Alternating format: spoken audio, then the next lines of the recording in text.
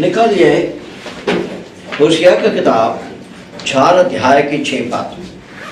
होशिया 4 अध्याय के 6 पद पढ़िए। मेरे ज्ञान के न होने से मेरी प्रजा नाश हो गई। तूने मेरे ज्ञान को तुच्छ जाना है, इसलिए मैं तुझे अपना याजक रहने की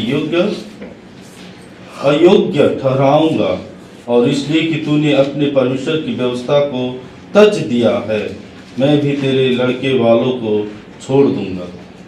इस्राएल के अंदर ऐसे एक परिस्थिति हो गई थी, स्वार्थीपन अधिक होने के कारण से, और लालच भी अधिक बढ़ते गया। जितने आशीष को पाते हैं, ऐसे समय आ जाता है उसकी मूल्य को हम समझ नहीं पाते। जब हम उद्धार पाते हैं, हम उद्धार के विषय में बहुत गंभीर रीति से विचार करते हैं और वो पाए हुए उस अद्भुत आशीष और अनुग्रह को संभालना चाहते हैं। मैं जैसे मसीह जीवन में आगे बढ़ते जाते हैं, हम आधारभूत सत्यताओं पर सचेत रहना छोड़ देते। इस पर एक मुख्य बात है आशीष।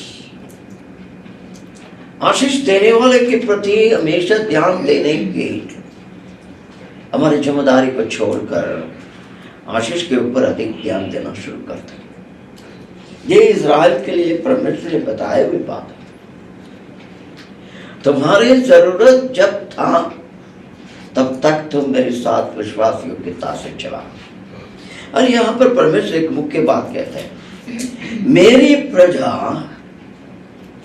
ज्ञान के अभाव से नष्ट हो गए हैं।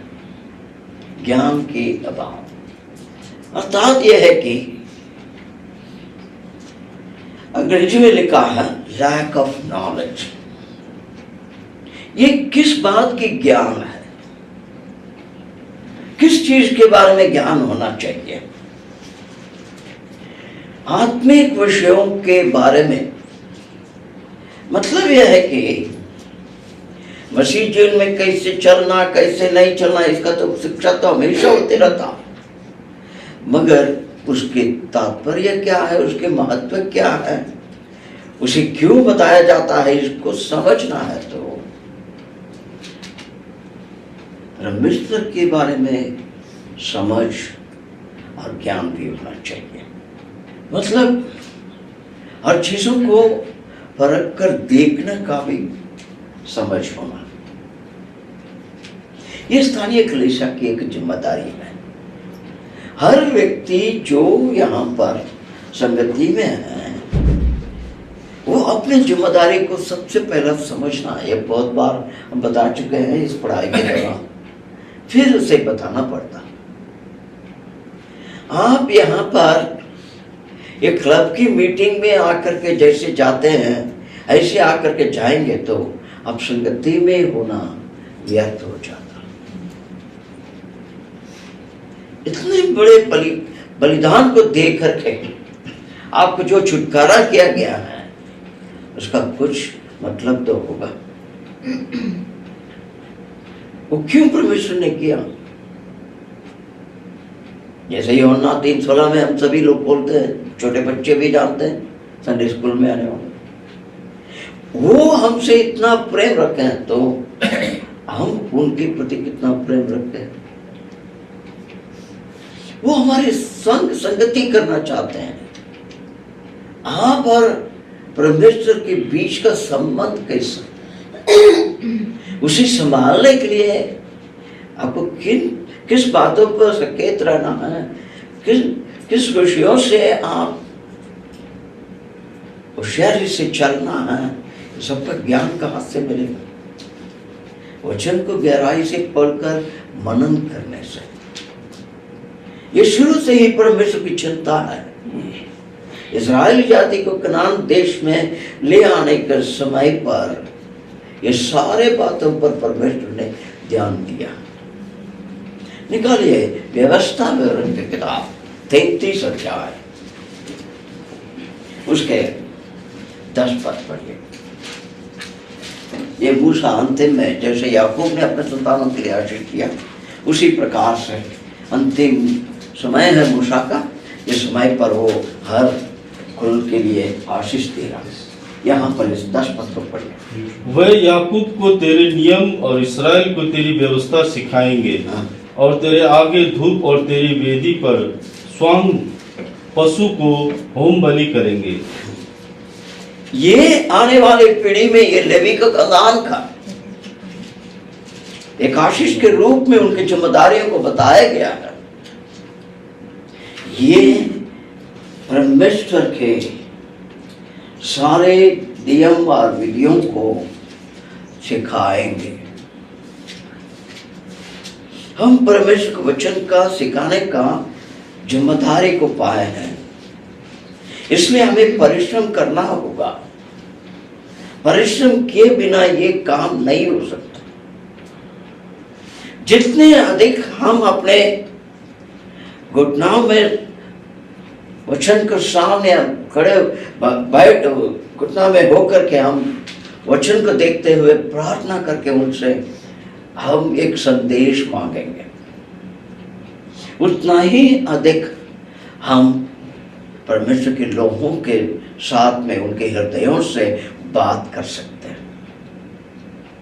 एक बार एक संबंध जब जुड़ जाता है, तब हर व्यक्ति वचन की गहराइयों को समझने के लिए इच्छुक होकर के आके बैठेगा। समस्या यह है आज वर्तमान समय में विभिन्न जो उलझन में लोग फंसे हुए हैं, संत जन भी इस पर चुप नहीं है। और उस कारण से क्या हो गया, जैसे मंदिरों को खुला रखते हैं सुबह और शाम, उस प्रकार से दरवाजा को खुला रखते हैं, मीटिंग रखा जाता है, जो आएगा आएगा, जो नहीं आएगा नहीं आएगा, जिसको जब आना है आओ जाओ, इस प्रकार से होता। ऐसी एक प्रणाली को नहीं चाहते थे परमेश्वर। उनका उद्देश्य ये था कि जैसे हमने पहले पढ़े थे, दूसरे जातियों को जो सत्य था, ऐसे एक उत्तम नियमों को मैंने जो नहीं दिया है, जो मैंने तुझे दिया है। इसका अर्थ यह है कि ये सारी बात जो परमेश्वर ने हमारे हाथ में मुफ्त में दे दिया है, इससे पीढ़ी पीढ़ी तक आगे पहुंचना हमारा जिम्मेदारी है। जब पौलुस ने तिमोथी को जब चिट्ठी लिखा तो वो उस बात को हम सभी लोग जानते हैं। बहुत से गवाहियों के मध्य में तुमने जो कुछ भी मुझसे सुना और सीखा, वो सारे बातों को ऐसे ही जो दूसरों को सिखा सकता है विश्वास योग्यता से उन्हें सिखाओ। एक संस्था है कैंपस क्रूसेड करके, उनकी सिद्धांत इसी पद से निकाला गया है, सीखो और दूसरों को सिखाओ। ये परमेश्वर का उद्देश्य है। आगे जाइए, एक पद और देखेंगे, एजेकियल का किताब 44 अध्याय 23 पद। एजेकियल 44 44 अध्याय 23 पद। वे मेरी प्रजा को अपवित्र का भेद सिखाया करे और शुद्ध अशुद्ध का अंतर बताया करे।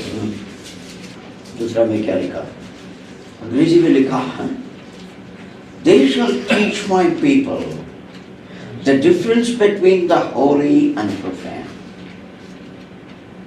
and cause them to discern between the unclean and the clean. जो मुख्य बात है, खोलिए। दूसरा नेपाली बाइबल क्या कुछ है किसी के पास में? अनि तिनीहरूले मेरो प्रजालाई पवित्र र अपवित्रताको बीचमा भिन्नता सिकाउन् अनि शुद्ध र अशुद्धको बीचमा भिन्नता जान्ने तुल्याउन्। हाँ, जानने। इसी सिर्फ इन सत्यता को जानना अवश्य नहीं है। क्यों जानना चाहिए? क्योंकि अपने प्रत्येक दिन के वास्तविक जीवन में उसे लागू करने का आना चाहिए। कौन सी चीज मुझे अपनाना है, कौन सी चीज को ना अपनाना, इसका जिम्मेदारी प्रत्येक संत जन के हाथ में है। अब वो उस पर निर्णय ठीक ले सकता है यदि कलीसिया ने इस ज्ञान को उसको दिया है तो। अब जाइए मलाकी 2 अध्याय के साथ। क्योंकि याजक को चाहिए कि वह अपने ओठों से ज्ञान की रक्षा करे और लोग उसके मुंह से व्यवस्था पूछे, क्योंकि वो सेनाओं के यहोवा का दूत है। ये कौन है? ये याजक यहोवा का दूत है। दूत है। इस बात को हमेशा ध्यान में रखिए। इस चीज को इतवार के दिन पर आगे देखने में बहुत खुश होता है, ये कब मुझे मिलेगा यहाँ पर खड़ा होने का। मगर आप जब खड़े होते हैं, आपको इस बात को ध्यान में रखना है कि आप नहीं है वहां पर खड़े हैं, आप यहोवा का संदेश ले आने वाले एक दूत है। उस दिन वहां पर जमा हुए लोगों के लिए क्या संदेश परमेश्वर देना चाहते हैं, यह आपका जिम्मेदारी है। यदि खुद को परमेश्वर के वचन के ज्ञान नहीं है तो उसके उद्देश्य के बारे में, उसको कैसे प्रयोग करना है, उसको अर्थ को कैसे निकालना है, खोलना चाहिए, ये नहीं सीखे हैं तो दूसरों के हृदय से संदेश को पहुंचाना मुश्किल है। बहुत सारे किताबें अर्थों को समझा सकता है, मगर वो सारे बातों के अंदर से एक संदेश छोटे से लेकर के बड़े तक का हर प्रकार की आवश्यकताओं को पूरा करने जैसे होना, वो कैसे होगा? वो सिर्फ पवित्र आत्मा ही कर सकता। इसलिए पवित्र आत्मा का नियंत्रण में जब हम खड़े होंगे वहां पर, तब यह काम पूरा होगा। कितना भी हम बुद्धिमान हो, अगर वहां पर वही उन्हीं का आवाज सुनने में आना चाहिए। पौलुस ने जब अपनी चिट्ठी में लिखता था, मैं जब आप लोगों के बीच में आया था, मैंने निर्णय किया कि जो क्रूस पर मरा हुआ क्रिस्त को छोड़ करके बाकी किसी चीजों के बारे में नहीं लिखता। कहने का मतलब यह है कि जैसे किंग अग्रिपा राजा के जैसे व्यक्ति ये बातें कैसे के उसके मुख से निकली हुई उस गवाही के द्वारा, तुम मुझे मसीह होने में मजबूर करा रहा, मगर वो आवाज उसकी नहीं थी। पवित्र आत्मा उसे प्रयोग करके उसकी जुबान से उसके सामने इस सत्यता को रख करके उससे, अंग्रेजी में कहते हैं तो उनकी अनुग्रह होने के कारण से, क्योंकि वो किसी व्यक्ति नष्ट नहीं हो करके चाहते, इसलिए वो उनका प्लीडिंग था, उनकी विनती था उसके सामने। उसे उसने पहचान तो सका और उसके सामने समर्पण नहीं हो, वो है सबसे बड़ी दुख की बात। मगर परमेश्वर के लोगों के लिए ये एक बड़े जिम्मेदारी है। इसलिए हम जितने दिन तक यहाँ पर है, हमारे सारी कोशिश यही होना, हम सीखे हुए बातों को दूसरों को बताएं। एक प्रभु के सेवक एक समय पर बता रहे थे कि जो व्यक्ति है स्थानीय कलीसिया के सभा के लिए जमा होने के लिए आ रहे, सभा शुरू नहीं हुआ है, बाहर खड़े हैं, बात कर रहे हैं। एक व्यक्ति दूसरे व्यक्ति से कह रहा, देखिए मैं मरकुस के सुसमाचार से मैं ये पढ़ रहा था, उस पर से आज मैं इस सत्यता को इतने साल के बाद में देखा उस पर, और बताने के समय पर एक आनंद, एक खुशी। और वो व्यक्ति भी क्या उस दिन वचन से सीखा, उससे बोल रहा था। मतलब आपस में जो आनंद उनके उस दिन वचन से मिला है, उसे बांटने के लिए तड़पते हुए रहते थे। जब मिल गया तो आपस में बांटने लगे। इस प्रकार के एक मोड़ पर जब हम पहुंचे तो हमारी संगति कितनी लाभदायक और आनंदमय होगा, ये कल्पना की बात नहीं है। आपके और हमारे हाथ में है। परमेश्वर में सहायता करने के लिए तैयार है। निकलिए अय्यूब का किताब 21 अध्याय के 14 पाठ, जो चैप्टर 21 वर्स 14। तो भी वह ईश्वर से कहते थे कि हमसे दूर हो, तेरी गति जानने की हमको इच्छा नहीं रहती। अफसोस की बात यह है कि इज़राइल ने इस तरीका से परमेश्वर से व्यवहार किया, अपने चाल चलन से, अपने जो प्रत्येक दिन के व्यवहारिक जीवन से इस बात को उन लोगों ने प्रकट कर दिया कि आप हमसे हट जाइए। क्योंकि बार बार इस किताब में परमेश्वर कह रहे हैं ना, मूर्ति के पीछे हो गया, वो बिल्कुल मूर्ति में डूब गया, मैं उसे न्याय करूंगा। कारण ये वो लोग कह रहे हैं कि आपके मार्गों की समझ पाने के हमें इच्छा नहीं है।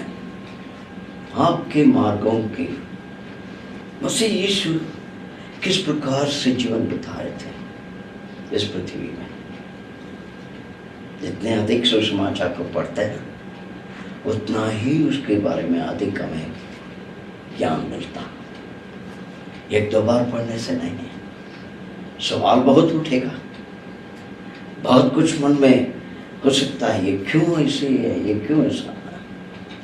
मगर इसके बीच में से उनके तरीका से, उनकी जवाब के शब्दों के प्रयोग के तरीका से हम इन बातों को समझ सकते हैं। उनकी मार्ग कैसा, यहाँ पर यही बातें लिखता है, आप हमसे दूर हो जाइए। हमारी जीवन इस प्रकार से होगा तो कैसे भविष्य में आने वाली पीढ़ी सुरक्षित रहेगा आत्मिक रीति से। यही है, आत्मिक ज्ञान की विषय में दिल में एक चाहना होना चाहिए, तब तो आने वाली पीढ़ी उससे लाभ उठाएगा। इसलिए परमेश्वर कह रहे हैं कि तुम्हारे याजक होने का, होशिया का 4 अध्याय के 6 पद में हमने पढ़े थे, मतलब ही नहीं हुआ। इसलिए मैं भी तुझे, मेरे याजक होने का जो सौभाग्यता है, उससे मैं भी तुझे ठुकराता हूं। नाम के लिए तुम याजक है, बस। जैसे पौलुस ने लिखा ना, भक्ति का धूम तो बजाते हैं मगर उसकी सामर्थ्य नहीं है उनके। है तो संत जन है तो याजक है, मगर संत की पवित्रता भी नहीं है, याजक की गंभीरता भी नहीं है। इससे क्या लाभ होगा? इसलिए परमेश्वर कह रहे हैं कि तुमने मेरे वचनों के महत्व को नहीं, ठुकरा कर उसे भूल गया, इसलिए मैं तुम्हारे संतानों को भी भूल जाऊं। मतलब आने वाली पीढ़ी को देखने का मेरा कोई जबरदस्ती नहीं है। मैंने तुम्हें इस कारण में रखा है कि तुम इसे देखभाल करो। इस कारण से मैंने आत्माओं को तेरे बीच में लेके आया। सिर्फ आप बाहर जाकर के दिखाने के लिए नहीं है, हमारे कलीसिया में इतने लोग हैं करके। जितने अधिक लोग होते जाएंगे उतना ही जिम्मेदारी बढ़ता है। पर इसको थोड़ा उल्टे तरीका से सोच के देखें, थोड़ा मन में दुख भी होगा, लगेगा ये क्यों ऐसे बोलता। यदि आपके बीच, हमारे बीच में नए आत्मा नहीं बच रहा, तो इसका अर्थ यही है कि हम अपनी जिम्मेदारी को निभाने का तैयार नहीं है। हमारे जो भाई साहब का ही प्रोफेशन में जाना पड़ेगा, मैनेजमेंट एजुकेशन के समय पर एक बात सिखाया जाता है, अंग्रेजी में बोलते हैं एग्जीक्यूटिव। सोच लीजिए अधिकारी, जिस अधिकारी का मेज सफा रहेगा उसी को अधिक जिम्मेदारी दिया जाएगा। मतलब सफा मतलब चमकना नहीं है, साफ, उधर कुछ फाइल्स ज्यादा नहीं है, डूबा हुआ नहीं है, मतलब अपने कामों को ठीक ढंग से उसने सब कुछ समझदारी से करके ठीक कर सकता है, इसलिए वो नया जिम्मेदारी संभालने के लिए भी तैयार। यदि हम अपनी उलझनों में डूबे हुए रहेंगे तो नई जिम्मेदारी कहां से आएगा, उसे कैसे उठा सकते हैं। इसलिए हम अपनी ही समस्याओं से थोड़ा बाहर निकल के देखना चाहिए। समस्या किसको नहीं है, सभी को है। अब आगे जाएंगे 8 अध्याय के 7 पद, होशिया 8 अध्याय के 7 पढ़िए। वह वायु बोते हैं और वह बवंडर लवेंगे, उनके लिए कुछ खेत रहेगा नहीं, न उसकी उपज से कुछ आटा होगा, और यदि हो भी तो परदेशी उसको खा डालेंगे। ये लोग किस चीज को भोग रहे हैं? वायु, हवा को भोग रहे हैं। हवा को कोई भोग सकता है? हवा को कोई पकड़ सकता है? मतलब बिल्कुल व्यर्थ खाली चीज है, जिस पर कोई मतलब ही नहीं है, जिससे कोई आने वाले भविष्य के लिए, कलीसिया के लिए उससे कोई मूल्य नहीं है। ऐसी चीजों को ये लोग भोग रहे हैं। इज़राइल इसी बातों को, इसलिए परमेश्वर कह रहे हैं कि इससे ऐसे जो व्यर्थ बात, जो कोई आत्मिक रीति से लाभदायक नहीं है, ऐसे चीजों को तुम कलीसिया में भोगते जाओगे, एक दिन बड़े किसको काटोगे? बवंडर। हमने पहले भी देख चुके हैं वर्ल्ड वन के बारे में, उसको काटोगे, उस पर कोई स्टॉक नहीं रहेगा, मतलब उसके नीचे भी जड़ भी नहीं होगा, जड़ नहीं होने के कारण से उसमें कुछ उठेगी भी नहीं, और वहां पर कोई फल भी नहीं होगा। कुछ भी उसमें से दिखने में भी आ गया तो भी पराये लोग आकर के उसे उठा कर लेके चल जाए।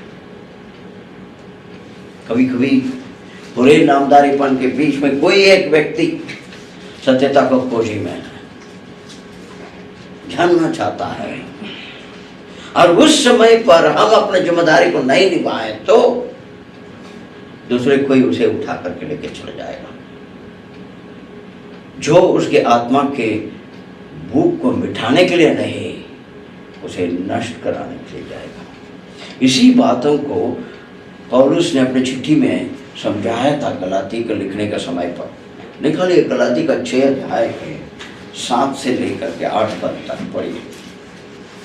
धोखा न खाओ, परमेश्वर ठट्टों में नहीं उड़ाया जाता, क्योंकि मनुष्य जो कुछ बोता है वही काटेगा। क्योंकि जो अपने शरीर के लिए बोता है वह शरीर के द्वारा विनाश की कटनी काटेगा, और जो आत्मा के लिए बोता है वह आत्मा के द्वारा अनंत जीवन की कटनी काटेगा। ये तो स्पष्ट है, इसमें अधिक कोई समझाने की जरूरत नहीं है। जो आत्मा के लिए अर्थात आत्मिक बातों के लिए परिश्रम करेगा वो जरूर अनंत जीवन का फल को काटेगा। बहुत समय ये प्रचारक लोग खड़े होकर के मोदी साहब और मूडी स्पर्शन ये हो करके नाम जो उनको लेते हैं, उनके लिखे हुए किताबों के बारे में ऐसे लिखा करके। क्या आपके जीवन से कुछ बातें निकली हुई कोई बताएगा आने वाली पीढ़ी में? हमारे एक एल्डर ऐसा था, हमारे एक विश्वासी ऐसे थे, उन्होंने ऐसे जब एक दिन शिक्षा दे रहे थे, ये क्या संभव नहीं है क्या? वो लोग भी अपने अपने जो स्थानीय कलीसिया में सेवकाई करते थे, उस कारण से नजदीक में स्थानीय कलीसियाएं उनको बुलाए, वहां पर जाकर के प्रचार किए। नहीं तो इन्हें कोई आसमान से यहाँ पर नहीं भेजा है, वो भी मसीह को जाने हुए लोग थे। यही है, व्यर्थ बातों को बोओगे तो उसी का ही तुम फल को काटोगे। जब परमेश्वर के प्रसन्न करने का काम से अपने ध्यान को हटाएंगे,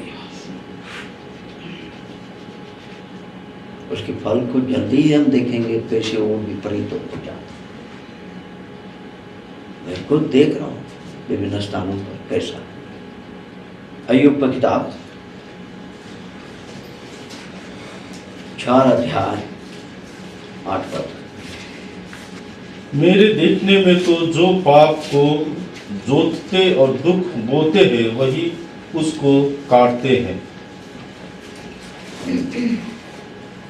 जो लोग अधार्मिक था, हाँ, गड़बड़ को बोलते रहते हैं, उसी को काटे। और उसने जैसे कहा, हम धोखा नहीं खाना चाहिए, सत्यता को सत्य के तरीका से बताने को भी आना चाहिए। जब परमेश्वर संदेश देते हैं तो वो सीधा देते हैं। यदि उनको आवाज को हमारे तक पहुंचाते हैं तो हम परमेश्वर को धन्यवाद देना चाहिए कि उस दिन परमेश्वर ने अपने सेवक को प्रयोग किया मेरे जीवन में हुए गलतियों को सुधारने के लिए। उल्टा प्रचारक के ऊपर हम गुस्सा नहीं होना चाहिए, और प्रचारक भी इस बात से सचेत रहना चाहिए कि वो किसी एक व्यक्ति या किसी लोगों को मन में रखते हुए अपने वचन को तैयार भी नहीं करना चाहिए। वो भी पवित्र आत्मा के नियंत्रण में होकर के उनकी आवाज को पहुंचाने का कष्ट करना चाहिए, श्रद्धापूर्वक होना चाहिए। अब लिखा लिया 5 अध्याय, होशिया 5 अध्याय के 7 पद। वह व्यभिचार के लड़के जने हैं। 5 अध्याय के 7 पद। होशे 5 का 7। होशिया 5 अध्याय के 7 पद। वही है। पढ़िए। वह व्यभिचार के लड़के जने हैं, इससे उन्होंने यहोवा का विश्वासघात किया है। इस कारण अब चांद उनका और उनके भागों का नाश का कारण होगा। ठीक है, इसको जो भाषा के कारण से उसको उल्टा किया है, ठीक है। ये लोग जो अभी हमने देखे थे, ऐसे काम करने के द्वारा उन लोगों ने जो पीढ़ी को, आत्मिक पीढ़ी को तैयार कर रहे हैं स्थानीय कलीसिया में, वो सारे बिगड़े हुए हैं। कभी कभी हम आसानी से किसी चीजों के ऊपर न्याय कर लेते हैं। हम सभी का ये आदत है, ये हमारी सबसे बड़ी कमजोरी है। जो लोग थालगिरी गए हैं, ये भाई गया है ना, वहां के सभागार के जाने का रास्ता जो है एक सेनाई का बड़ी कंपाउंड के पीछे है। वहां पर एक पुराने बिल्डिंग है, उनका चर्च बिल्डिंग, आपने देखे? अब देखिए उनकी इतिहास को आप देखेंगे तो उस जमाने में वहां कैसे पहुंचा होगा, वो क्यों उस जंगल के अंदर ऐसे स्थान पर पहुंचा, यदि उसके मन में आत्मा की बोझ और भूख नहीं होता तो नहीं करता होगा। और वहां पर इतनी बड़ी बिल्डिंग बनाने की क्या जरूरत हुई? क्या पैसा बहुत था इसलिए बना दिया? और वो बिल्डिंग के सामान कैसे उधर पहुंचाया होगा? कितना कष्ट किए होंगे, इतना मेहनत परिश्रम किस लिए किया? वहां पर आत्मा बची हुई थी।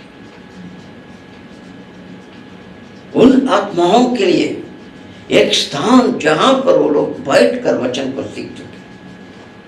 वो जमाना चला गया, दूसरी पीढ़ी, तीसरी पीढ़ी, चौथी पीढ़ी करके कितना पीढ़ी हो गया पता नहीं है, मैं भूल गया हूं। उसका इतिहास को मैंने पहली बार जब गया तो नोट करके लेके आया था, कब वो बिल्डिंग बनाया था।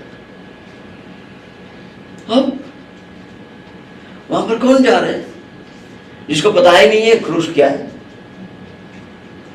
क्या मतलब हुई? हम सिर्फ न्याय कर लेते हैं, बेकार का पैसा खर्च कर दिया, बिल्डिंग बना लिया। नहीं है, जिस समय में बनाया गया था उस समय पर एक आत्मिक उद्देश्य था,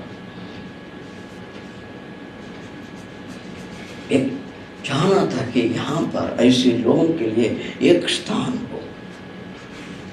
अभी भी वहां पर उनके आसपास के गांव में देखेंगे तो किस तरीका से लोग रहते हैं।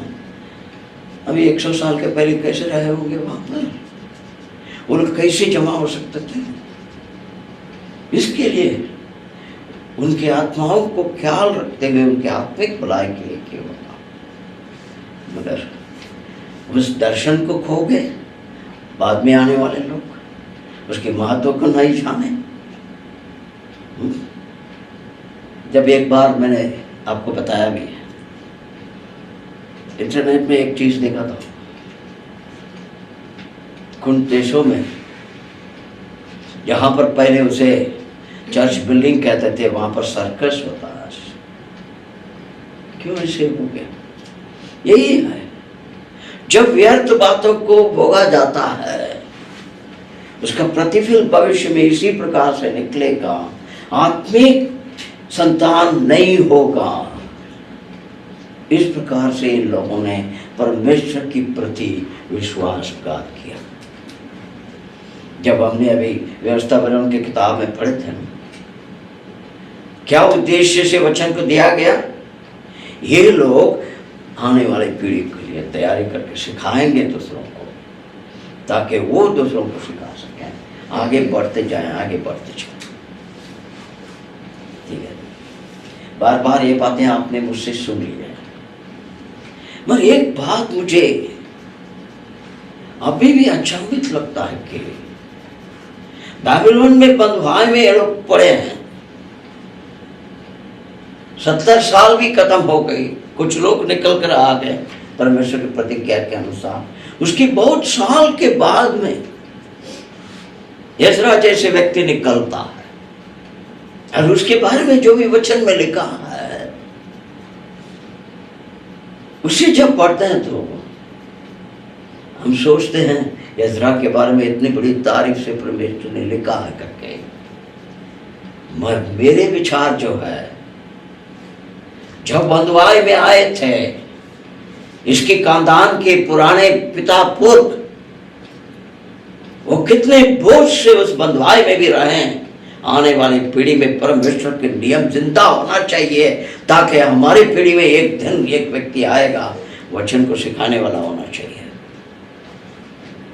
ऐसी एक बोझ है अपने परिवार के लिए आपको।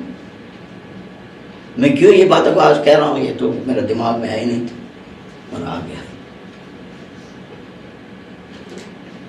विचार कीजिए, क्या अभी तो डिजिटल बाइबल भी है, दुनिया भर के एनसाइक्लोपीडिया है, कमेंट्री है, ये है वो है। उसके अलावा आप प्रश्न को भी वो मिस्टर गूगल में डाल दीजिए, बहुत से लोग उसका जवाब भी देगा। और उस जमाने में लिखित प्रति भी बहुत मुश्किल है।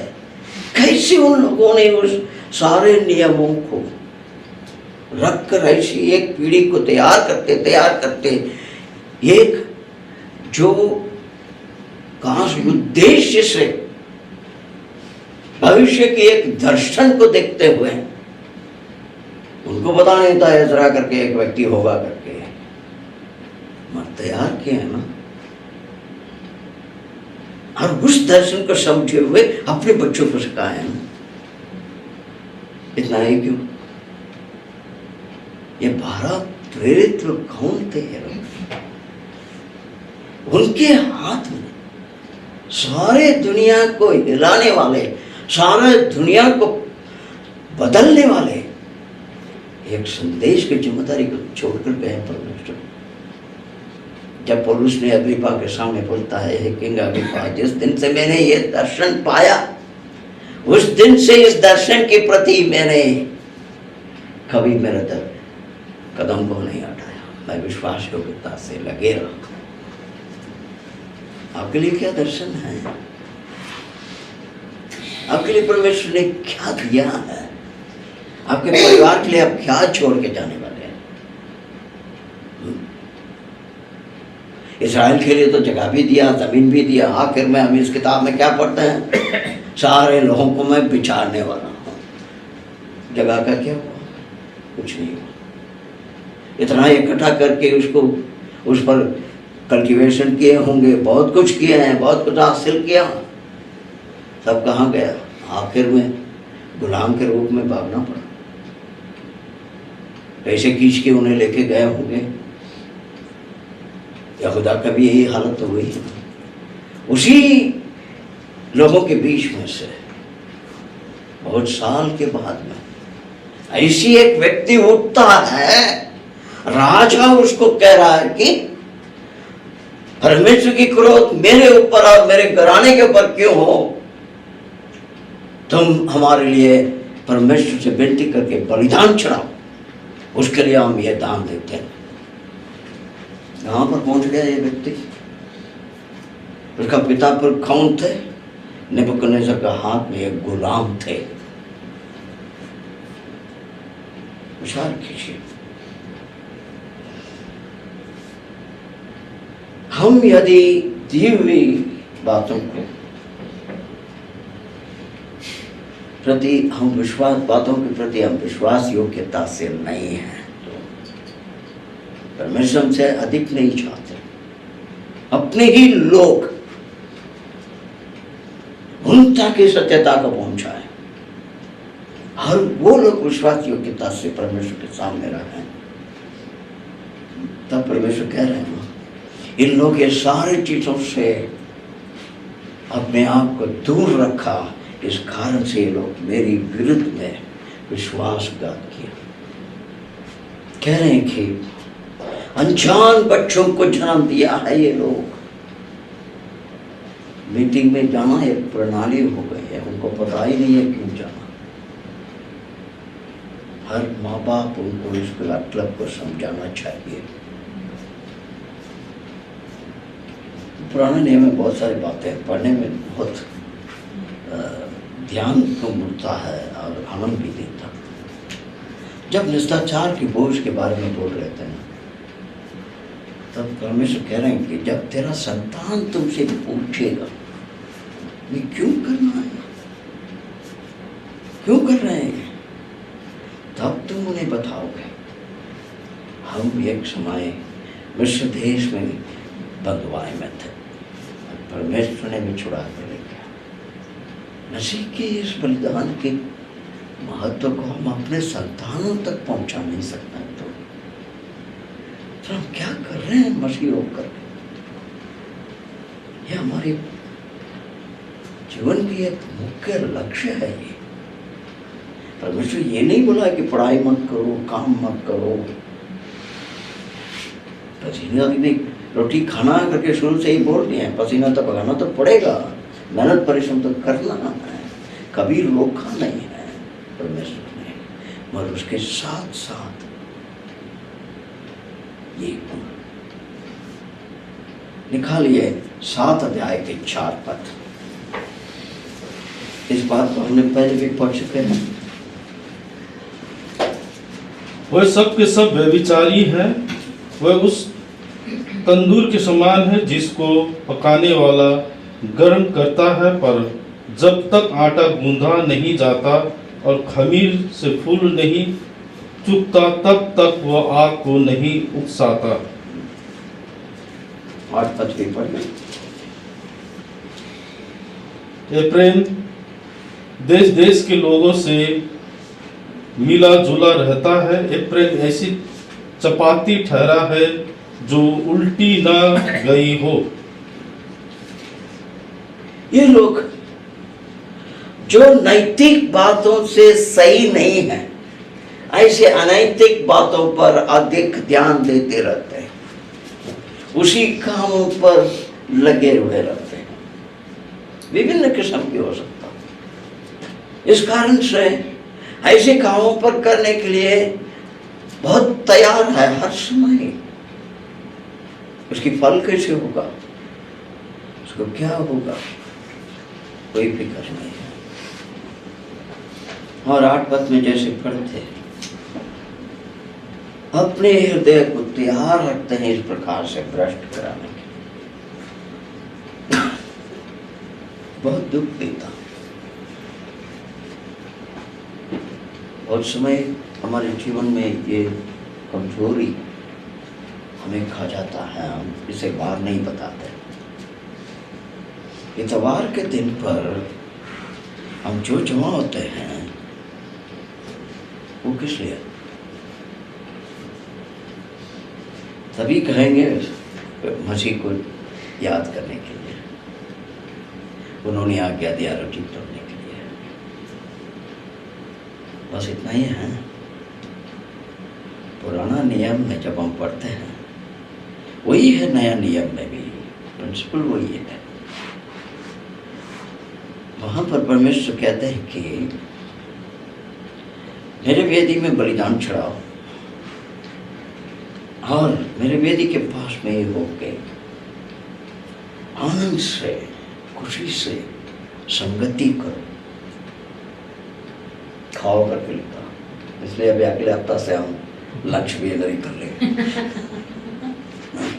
वो बात नहीं है, मगर परमेश्वर ये चाहते हैं कि मेरे उपस्थिति में आने वाले मेरी प्रजा जो है उस संगति में आनंद और खुशी मनाए। उनके हृदय के आनंद को देखते हुए प्रभु भी आनंद होते हैं। हमारा हम कैसे हृदय को लेकर आते हैं उस स्वभाव में आनंद है क्या? मैंने एक बार आप लोगों को बताया था, एक प्रभु को सेवक थे अभी स्वर्ग में। वो एक गुनहगार था, जेल में था। मैं वहां पर एक प्रभु के सेवक ने सुसमाचार लेके गए, उसके द्वारा उसके उद्धार हुई। उसके बाद में जब जेल से रिहा हुआ और उसके बाद में उसने प्रभु को बहुत साल तक सेवकाई किया और उसी जेल में दोबारा जाकर के सेवकाई करके आत्मा भी बचे। बहुत साल के पहले उस सेवक को मैंने एक जगह में मिला था, इतवार के सुबह 6 बजे। मैं तैयार होकर के, मैं इसलिए तैयार हुआ था कि बाकी इतनी बड़ी भीड़ में हमें बाथरूम टॉयलेट नहीं मिलेगा, इसलिए सुबह सुबह टॉयलेट में तैयार होकर के मैं बाहर खड़ा रहा था। और इस भाई को मैंने वहाँ पर देख रहा था, वो बड़े वो जो पैसेज में वो घूम रहा था और उसके साथ में आनंद से गीत गा रहा था।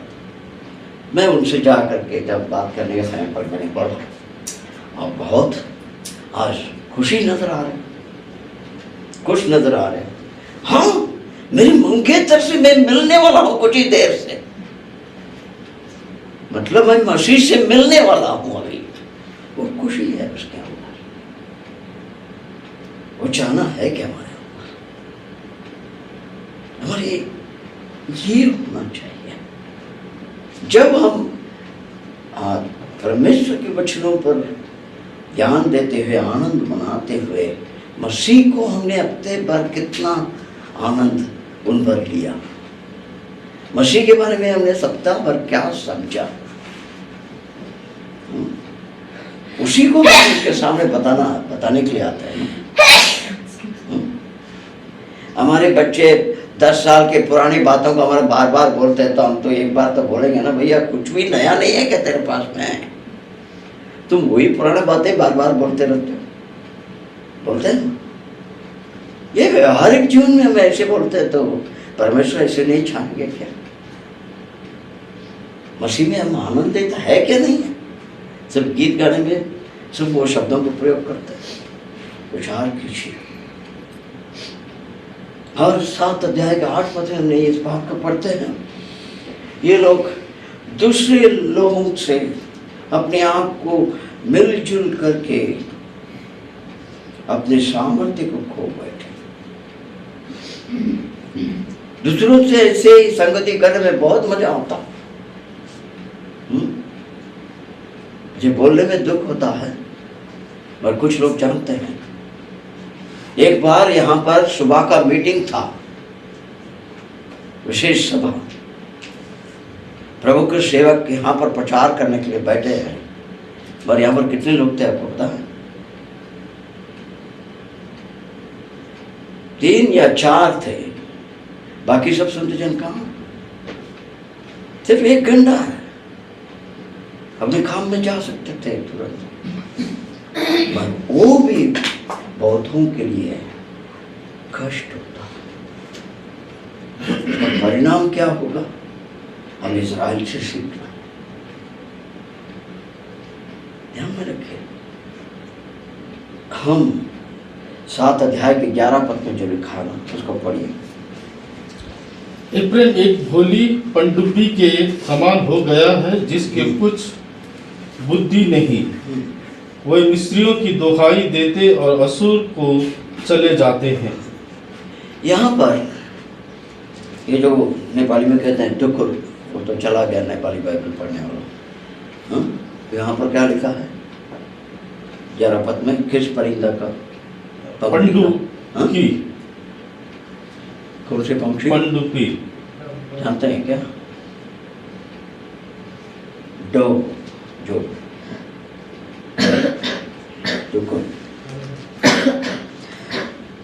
ये फ्रेम ऐसे हो गया है, मतलब अभी भी वो परिपक्वता के पार खोर नहीं पहुंचा। उसी कैसे भी कोई भी उसको इधर उधर मुड़ा सकता है। उनको ये बात पता नहीं है कि मैं उनके लिए सदा सहायता करने के लिए मैं उनके साथ में हूं करके दूसरों के ऊपर ध्यान देते हैं, इधर जाते हैं उधर जाते हैं अपने जीवन की सहायता के लिए। समस्याओं के समय पर तड़पते हैं, यहाँ पर सलाह करते हैं, वहाँ पर सलाह करते हैं, मगर उनके साथ में एक बड़े अद्भुत सामर्थ्य है तो उन्हें मदद कर सकता है, उसे नहीं समझते। इसलिए तो वो कहता है कि लाइक अ स्लीप डॉग, समझ नहीं दे। मसीह की सामर्थ्य की समझ हमारे अंदर होना चाहिए। अब यहाँ पर हम समाप्त करेंगे और सिर्फ ये पढ़ाई जो है और मुश्किल से 2 हफ्ता ही और चले, उससे अधिक नहीं होगा, जल्दी से अंत हो जाएगा। अब आगे की पढ़ाई के लिए भी आप लोग प्रार्थना कीजिए, कौन में नहीं होना है क्या होगा। अब हम यहाँ समाप्त करेंगे, प्रार्थना करें।